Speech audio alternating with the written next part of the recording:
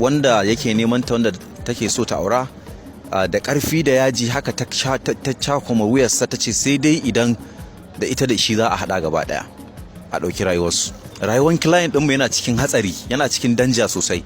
Kowane irin tuhuma ake yin mata, ko ta abin da ta ce shine a je a duba lafiyarta.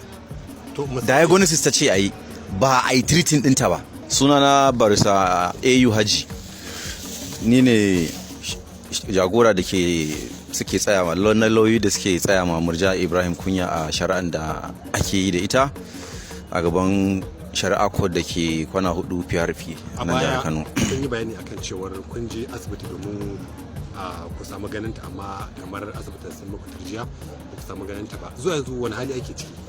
To ɗazu mun samu labari daga tushe mai ƙarfi cewa ga Murja an wuce da ita zuwa Dawanau.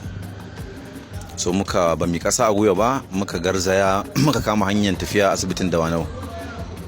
To Allah cikin ikonsa kafin mu karasa sai aka kuma kira mu cewa gashi an fito da ita, za a dawo da ita asibitin Nasarawa.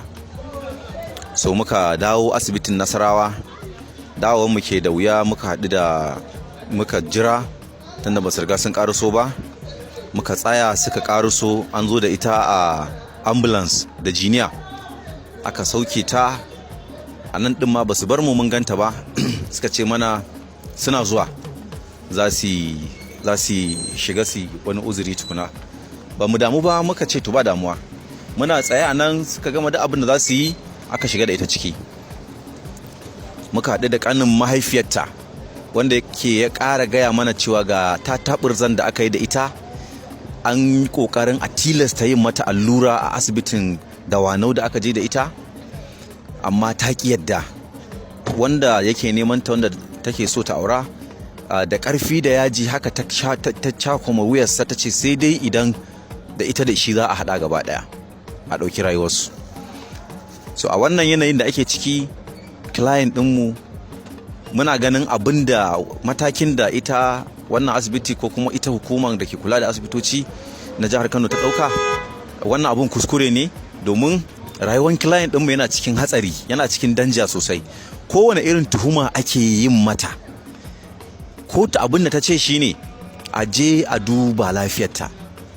Diagnosis ta ce a yi, ba a yi treating ɗinta ba. Diagnosis ko ta ce a yi. So wannan ko menene, ita da 'yan uwanta suna da kuma lauyoyinta suna da haƙƙi su samu rahoto na menene bincike da ya nuna na sakamakon binciken da suka yi. Ko da ma mu kaddara cewa abin da suke yi suna yi ne saboda suna ganin akwai oda ta kotu, to wannan bai hana ta ƙarƙashin dokoki da ke kula da harkar medical law, bai hana ta sanin cewa menene abin da aka binciko dangane da ita ba, sannan kuma a gaya mata, a sanar da ita. Ba ganin misali kamar su asibiti sun yi amfani da umarnin kotu na cewar a je asibitin a duba kwalata ne yasa, kuma su matakin su na ma'aikatan asibiti suka cewa wanda za su fara yi tukuna kafin a je ga gudun kwalata ta misali. Ai idan sun yi bincike rahoto za su kawo, ba za su ce yanzu za mu yi treating ba ne, rahoto ne za su kawo. Wannan ita kanta wannan matsayin da gwaji za a yi, abinda ko ta ce a gwada kenan.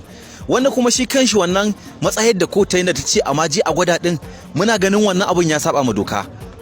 Domin me, a mataki na shari'a akwai matakin da kawo matsala na rashin lafiya na hauka ba hurumin kotu bane, hurumi ne na wanda ake tuhuma, na matuhumi ne.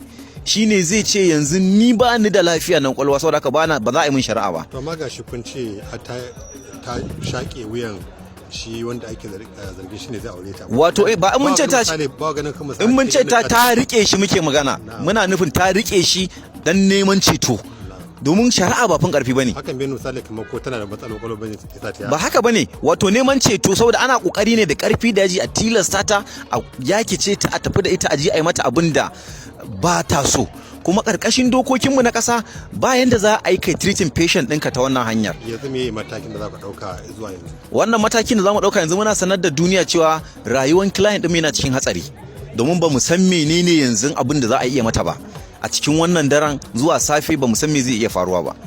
So a wannan koken da muka samu na gaggawa ta hannun ƙanin mahaifiyarta, wanda kuma muna tare da shi a nan wurin, so muna ganin cewa duk abin da ya samu client ɗinmu to lallai ba za mu bari ba, za mu ɗauki mataki na doka. Kuma a yanzu din akwai shiri da muke yi wanda kuma muna kammalawa ba da jimawa ban Allah ya da shi ma za ku sani. So a ƙarshe abin da muke cewa shine kowane irin tuhuma ake yi ma Murja, wannan tuhuman bai hana ta haƙƙi na lauyoyi ba, bai kuma hana ta sanin menene abin da ake bincikawa a lafiyance dangane da ita ba.